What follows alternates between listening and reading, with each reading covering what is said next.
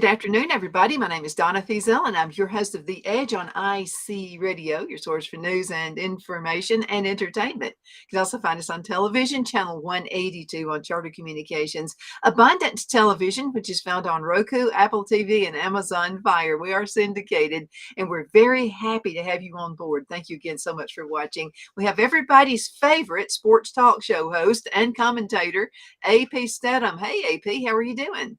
Hey, Donna, good. Thank you for having me on the show. Glad to be here. It's always great to have you on the show. We always have you on as many times. Sometimes you get repeats, by the way, on channel 182. Oh, it is? Okay. I didn't know that. Yeah, I didn't know this until lately. And so Mike Harden, who owns that station, he really likes having you on the show, and he does a lot of high school football and stuff. Oh, I see. Okay. Yeah, thank you. Absolutely. So what's going on in your world? Oh, yeah, Donna, we're getting ready to head to Houston, Texas for the Final Four. We're disappointed that there's no Southeastern Conference team, but that's the way it all played out. It's kind of interesting, Donna, because Alabama was the #1 overall seed, and they ended up losing to San Diego State, the Aztecs. So that's their first time to reach the Final Four. We had Tennessee playing in New York. Alabama played in Louisville. Tennessee played in New York City, Madison Square Garden. They lost to Florida Atlantic University. That's going to be their first time in the Final Four. And then, of course, we have Arkansas. They lost to UConn Huskies. They've been to the Final Four many times, half a dozen times, I think, something like that. So it's interesting that all three SEC teams lost to somebody who reached the Final Four. It just wasn't anybody. Yeah, that's absolutely true. Oh, and by the way, you're going to love Houston. I think you've been there many times. But Phil used to live north of there in a place called Spring, Texas. Well, Spring, Texas. Okay, I've heard of it. I don't know if I've been through there. Might have been through there traveling. I like everything's flat, no mountains, though. I mean, I like my mountains. No, yeah, I like the mountains too. Yeah. Houston, spread out city. So the game is going to be played in the football stadium, the NRG, I believe that's the name of it. And I've been there. I covered a game there. I saw the Patriots play the Texans a couple of seasons ago. So the basketball people, Donna, the NCAA owns that tournament. So this is their biggest moneymaker.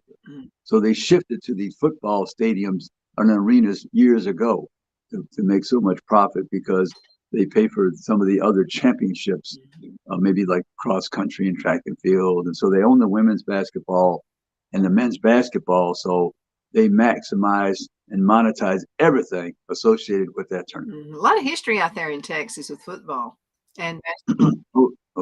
Oh, yeah, football, sure. And Houston was you talk about the history of one of the best games ever on TV, kind of brought basketball, college basketball on the scene. One of them was UCLA versus Houston in the old Astrodome, January 20th, 1968. It was syndicated across the country. It's a Saturday night. And I remember being in color. That was interesting, right, Donna? And so that was a big ball. Color. You remember that? Yeah. Right. Yeah, that's what they used to say. Right. Correct. I remember that. So that really changed the face of college basketball, that one game. It was huge. Yeah, about, 60, 70,000 people in the Astrodome, and they're all screaming and yelling for Houston, and Houston upset UCLA, won by 2 points. The great Alvin Hayes went against the great Lou Alcindor at the time. He became Kareem Abdul-Jabbar. Absolutely. I'm now married to one of them, but I'm going to tell you what, Houston's are proud people. And they'll keep rolling forever. Absolutely. Oh, yeah. So what's left after this game? And I want to dig in and get your what do you think is going to happen there? But what's left with the world of basketball as far as this? Yeah, this season, right down. They'll have this championship. It'll be Saturday, April 1st. It's the semifinals, and that's later in the day. I think it's Central Time. The second game is 7:49, I believe it is, and the other one starts 2.5 hours or so prior. So it's later in the day for the championship game, so they can get the most viewing audience. So the semifinals will be on Saturday. That'll be Connecticut will play the second game. That'll be against Miami, University of Miami. That's their first time in the Final Four. And then it'll be the first game will be Florida Atlantic University versus San Diego State University. So you have at least minimum, if you count those two teams, 2 Cinderellas made it to the dance now, 2 of them. And we talked about maybe Miami's a Cinderella. Yeah. Maybe 3 if you really want to count Miami. Could be 3 Cinderellas, which is very unusual. This is I use the word strange to see these teams, not Connecticut, like we said, but the other three in the Final Four. I mean, the probability of somebody picking those people for their bracket, I don't know if anybody did. I, I mean, thousands and there's probably millions of brackets. I don't know if anybody picked those four teams. Well, a lot of people lost money if they were betting. Right, right. So they'll play those two games on Saturday evening. And then the final will be on Monday, the following Monday, April 3rd. And that'll the men's champion will be crowned. The women's are playing in Dallas. So Texas is a basketball state for the next week or so. And they're proud of that. You know, that always brings a lot of money into the local economy. Anytime like that. Oh, millions. Yeah, millions, especially with this being played at a venue so large, a football venue. That's like having a football game. So, and then you're playing not only one day, but 2 days. Mm-hmm. So they have to stay, at least part of the fan base. And some of the people are going to the game regardless of the teams that are in the tournament. So it may be even better than a football game, Donna, because you're getting people to stay for two days. Mm-hmm. And there's a day in between. So that's minimum 3-4 days in the hotel. Mm-hmm. That's true. That's true. Now, I know basketball is played out a little differently than we thought. And I'm going to have to tell you something. I like it when a lot of people would say an underdog, but I really like your description best when you say the Cinderella team because it shows hope. Yeah. So one of the Cinderellas, Donna, they're going to play in the championship. Florida Atlantic will play San Diego State in one side of the bracket. So Cinderella will be at the dance this year. It's 100% certain. Absolutely. She got away from the evil stepmother and the evil stepsisters. Stay away, right? But I do, and I'm really liking basketball now. I know you had to get me into it. That was one of those football people only, Right. No, it's a fun sport. Yeah, basketball, because they're so talented. I mean, Donna, they make these shots from every angle. And the distance, Donna, in the last 5 years, Donna, they're taking shots. I mean, 5 to 8 feet past the 3-point line. That was unheard of. Nobody took a shot. If you took a shot from 6 feet, it was a desperation shot. You're trying to shoot close to the line. Nobody shoots the ball 6, 7, 8, 10 feet past the line. You're half court. I mean, that was a ridiculous. That would have been a ridiculous shot if you went to the sideline. His coach would ask, "What type of shot was that?" I mean, we're not shooting the ball 10 feet past the line, but they're making some of these shots. Mm-hmm. They are. So is it something in the training they're doing differently than from years? Yeah, they're practicing, and they're so big and strong now, Donna, that they can reach that level with their natural motion of their shot. It's not a strained motion when they're taking that shot from that length, that distance. So yeah, most people, Donna, if I have to take that shot, I mean, gosh, I'd be have to have somebody help me to reach from that far. But the players now, that's a natural shot for them. They practice. Yeah. There was a time basketball, I mean, when you did recruiting for basketball or football, there's mainly people from your hometown, and that's really good. But do you think maybe the outreach going into other countries and that kind of thing, do you think that aids in it as well? Anytime you can increase the pool of talent, you're going to have a better product that's displayed on the court. And the people from across the ocean, maybe south of the border here, they're watching the films of the best shooters ever to play the game. So they have very good technique, and most of them can shoot the basketball, and they're good passers, and they have excellent fundamentals. Some of them are just big and strong, the rebounders like other players in America. But the offensive players, their percentages are usually higher than some of the Americans because they have the excellent technique since they were young. And they have these training academies in some of these countries, and they emphasize sports, all types of sports, soccer, but basketball is one of them now because they're competing in the Olympics for their country. And so it's made the game, you have talent everywhere, every corner of the world. It's global. Yeah, basketball. Football is becoming more global, Donna, but it's not the extent of basketball. Yeah, and I think it makes everybody stronger because you're learning new techniques. I know my daughter-in-law's from Russia, and she was brought here when she was 9 years old, was adopted by some awesome, awesome folks. So I get to, I mean, it's a whole new world has opened up for us and our family. We're learning so many things about cooking and techniques and exercise and any way to be helpful. And it's really working out. Yeah, they seem to have in some of these other countries maybe more on a broad perspective, a scientific approach to teaching sports. I mean, that's done in America too as well. I'm not saying that it doesn't occur in pockets of America, but I think they have like a sports commissioner of the entire country. We're going to get good at this sport. So it's filtered down through the entire country. Whereas in America, maybe, we do things a little slightly different. But I think in these other countries, some of them are so organized, like I say, that it's more a scientific approach. There's no room for deviating from a certain way to shoot the ball, let's say. They all, when you watch them, you say, wow, you all shoot the same, because they're watching the same video. That's true. Now we're getting close to the end of the season, the basketball season. Who is your coach of the year? That's a good question. I mean, There's if you so many waited good till ones the end, out there. yeah, there's so many good coaches. If you waited till the end of the year, I mean, you'd almost have to look at one of these Cinderella coaches. I'm thinking of the three: Miami, Florida Atlantic, and San Diego State, for their teams to reach the Final Four. I mean, Danny Hurley is the coach of Connecticut. They came in fourth in their conference. Now, think about that. They came in fourth in their conference, and they're just dominating everybody. So you might have to think of him for the coach of the year if they win it all. To have his team emerge from fourth in the conference to get through the tournament. And so far, Donna, it's been 15 points or more for 4 games. They beat an excellent Gonzaga team by 28 the other night in the tournament. Gonzaga came to Birmingham, put 100 points on Alabama, who ended up being the number 1 seed. They shut them down, and not only shut them down, but defeated them by 28 points. So I'm saying if Connecticut wins and you're taking that poll at the end of the year, I would give the award to Coach Hurley of Connecticut. Absolutely. AP, we have to go into a commercial break. Man, time flies. Okay, we'll be back in just a few minutes. Just hang in there.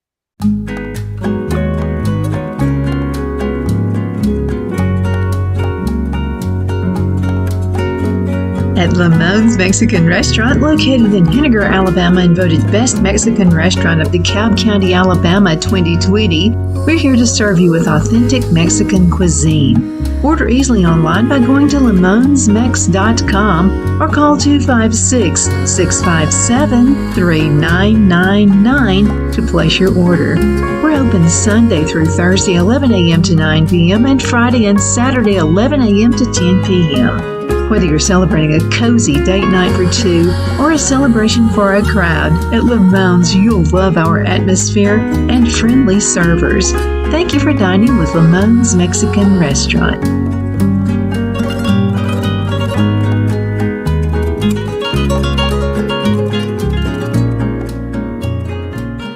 Jeff McCurdy of the McCurdy Law Firm has been a public service of this area for over 10 years. McCurdy, a member of the Henniger City Council, serves as prosecutor for the town of Sylvania and was named public defender for the city of Rainsville. The McCurdy Law Firm is located at 17326 Alabama Highway 75 in Henniger to better represent his Jackson and DeKalb County clients.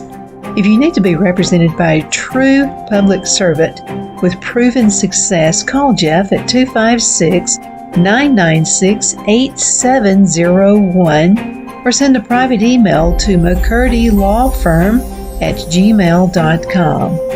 No representation is made that the legal services performed is greater than the legal services performed by other lawyers.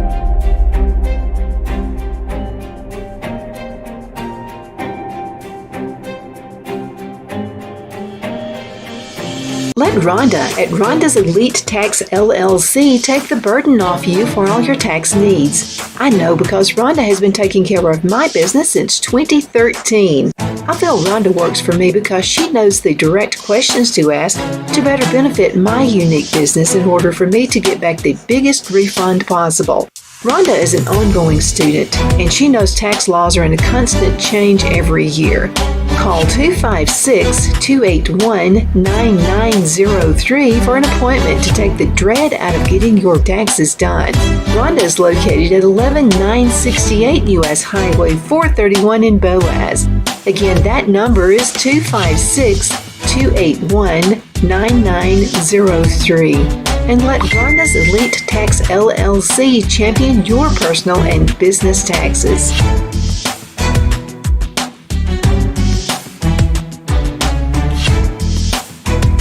At Liberty Bank, we're all about community, whether it's to help with a charity fundraiser or help families in need. Toys at Christmas or a local football team, we're here for you. You see, we realize the importance of family. Sometimes it's to build a new home or necessary home repairs. We're here for you.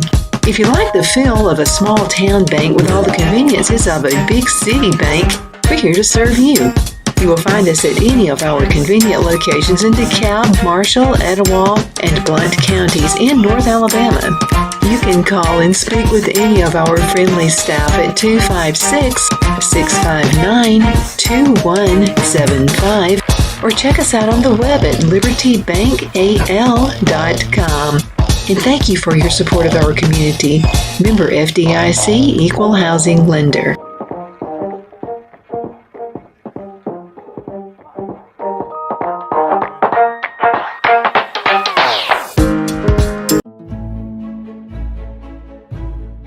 The Hatter Cafe and Country Inn is nestled in the northeast corner of Alabama the Beautiful in the delightful town of Mentone. We're located on top of scenic Lookout Mountain near Little River and DeSoto State Park and located only 5 minutes from shopping and restaurants. There is also a nearby community walking path and golf course. We welcome everyone through the doors and we are committed to outstanding service for all guests. At the Hatter Cafe and Country Inn, we invite people from all walks of life to come and get away from it all, enjoy the open spaces, treetop views, fresh, clean air, and experience Southern hospitality at its finest. We look forward to hosting you. To reserve a special event, or if you would love a special getaway at the Country Inn, you can call us at 256-634-2018. Okay, we are back. My name is Donna Fiesel, and I'm your host of The Edge on IC Radio, your source for news and entertainment. You can also find us on television, channel 182 on Charter Communications, and worldwide syndicated on Abundant TV, which is found on Roku, Apple TV, and Amazon Fire. This guy is actually co-host with another show, AP and Kelly, As We See It. What's going on with the show? Yeah, Donna, we had an excellent guest last week. It was Derek McKee. He was a 15-year NBA veteran. He was the SEC Player of the Year 1987 for Alabama. So we had him discuss Alabama and some other teams in the tournament. He's very analytical. He has good commentary and observation. So we had fun with Derek discussing basketball. So we primarily concentrate on the football, Donna, as you know, but the basketball is important to the SEC. They had, I think it was 8 teams from the Southeastern Conference in the NCAA tournament, and that helps them make money. It's important. Those coaches get paid a lot of money. And then on the women's side, they have teams bringing up the women's side. LSU and South Carolina are in the Final Four in Dallas for the Southeastern Conference. So South Carolina being the favorite, LSU, they have a chance as well. They're a very good team. Mm-hmm. Absolutely. A lot of Donna, I just want to mention, let's tell the people 4 p.m. right here on IC Radio every Friday, 4 p.m. Friday, IC Radio. So absolutely. Check it out. And everybody loves you. And you're getting second and third place, by the way, on channel 182. So that's good. Thank you, Mike Harden, for making that happen. We definitely appreciate that. Thank you. It's all through the day. I mean, it could be at night. It could be whenever. So whenever he decides he wants to put it down there, and it really is showing some great play there. Now, I know we've got a whole season, a whole year to prepare for next year. Yeah. But who, right, in your mind, who is going to be coming out just swinging it next year basketball season? Basketball season, yeah. Well, I think that, and I'll use this phrase, some people have to rebound down. Pun intended, right? Some have to, like North Carolina, they did not make the tournament down. That was so surprising because they had, I think it was 4 starters returning from their championship game team. They didn't even make the tournament. I mean, there's a lot of teams selected from the ACC normally. So, but I don't know. When I look at it, I think Alabama probably back again. the roster changes a little bit. Always. Yeah, I think Tennessee. We'll see what happens there. Arkansas, he has a very good program in the SEC. Texas A&M, they've been getting it done, to reach the tournament. Across the country, UCLA, I'm sure they'll be good. In the Big Ten, they'll have a team, could be a surprise team in the Big Ten. I don't know Purdue, because they have the big guy. I'm not sure he's going to be back, 7-footer. Some of the other conference, like I say, Duke has a first-year coach, made it to the tournament. He was undefeated at home. I'm sure Duke will have a good basketball team. Those are some of the teams off the top of my head. The Big East, excellent basketball conference. I'm sure Connecticut will have a good team, and Creighton will have a good team. And they have some new coaches in that conference as well. Georgetown has a new coach, came from Providence. Rick Pitino is back at St. John's. He's familiar with all those players in New York. So basketball is so much fun because you have no idea, as we said this year, who is going to reach the Final Four. Is this something that happens once in a lifetime, or is it we're going to see this again? All these Cinderellas in the Final Four for men's basketball. Absolutely. Let's talk a little football. So what's coming up now? Are you seeing it? I know recruiting time's coming up pretty soon.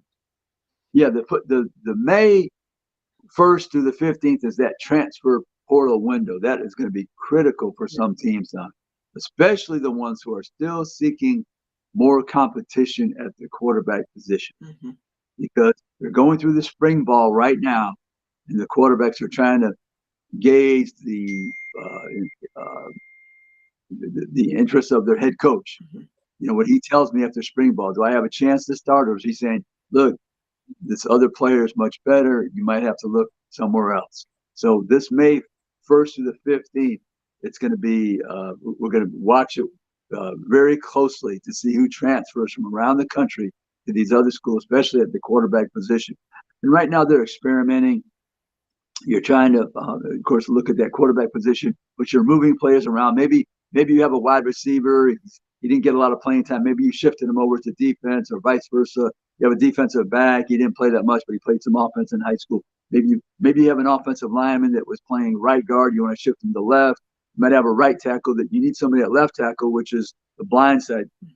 Usually for the quarterbacks, because they're right-handed. Maybe you're shifting the right tackle to the left tackle, see if they can perform over there. You're looking at your kickers, your punters, your long snappers. You're trying to maybe you have a new offensive coordinator. He's trying to implement a number of plays that are different from your playbook.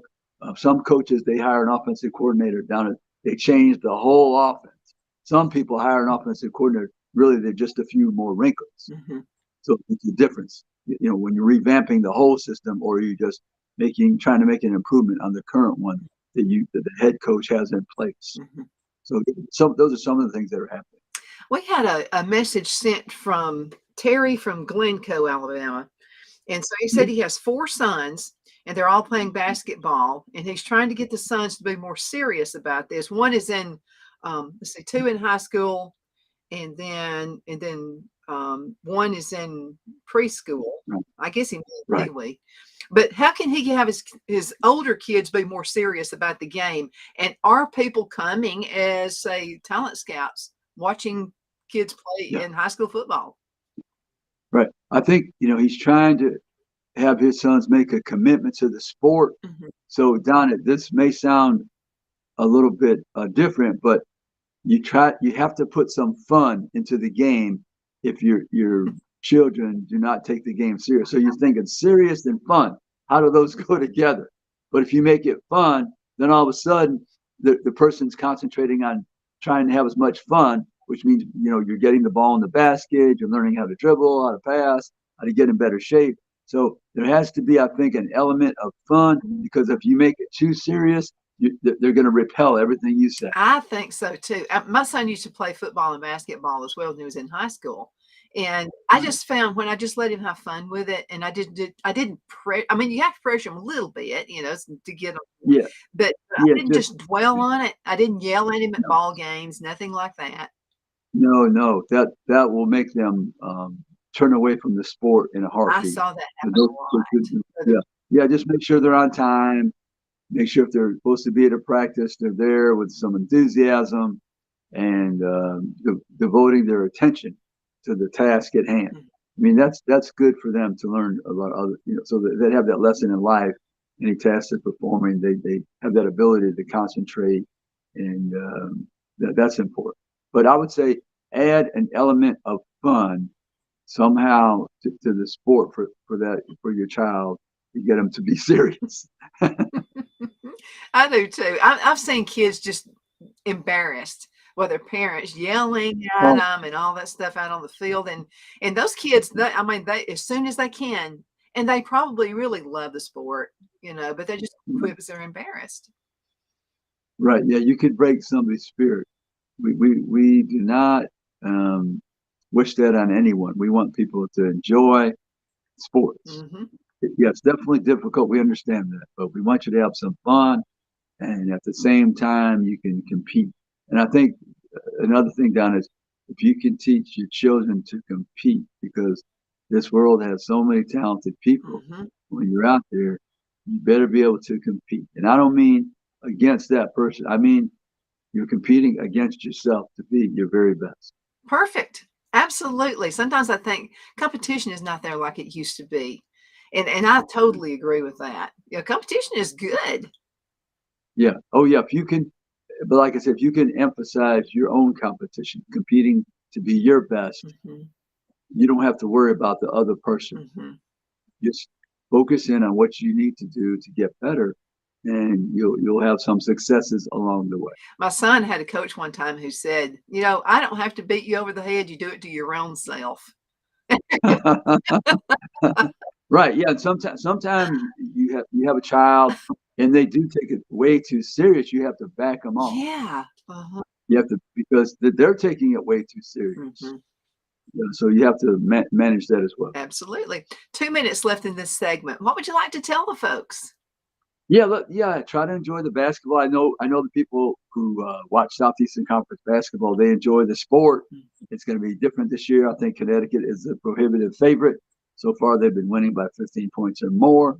And we all saw the last game they played Gonzaga, one of the top teams in America, destroyed them. So, but Cinderella is at the dance.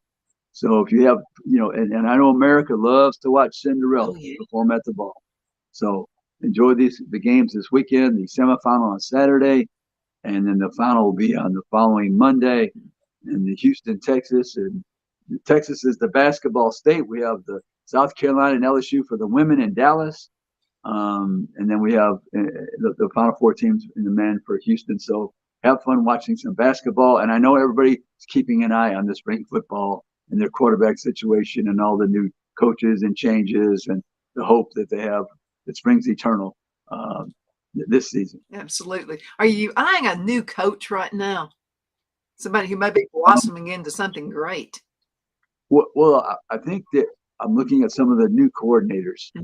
in the Southeastern Conference. They changed quite a few on the defensive side and some on the offensive side, and I'll be watching and observing to see if they make improvements with this year's edition of the team. Absolutely. Well, we're going to have to go. Thank you, AP, so much for being on the show. It's always a pleasure to have you. Hey, thank you, Donna. Thank you so much. Football Friday at 4. Don't forget that. Absolutely. And thank you so much for watching. My name is Donna Fiesel, and I'm your host of The Edge on IC Radio. You can find us on television as well. Channel 182. Mike Harden likes having this guy on a lot. So you can find us on Channel 182. That's in North Alabama. And then also syndicated on Abundance TV, found on Roku, Apple TV, and Amazon Fire. I hope you have a great one. Good to see you, AP. Thank you, Donna. Thank you now. Bye-bye.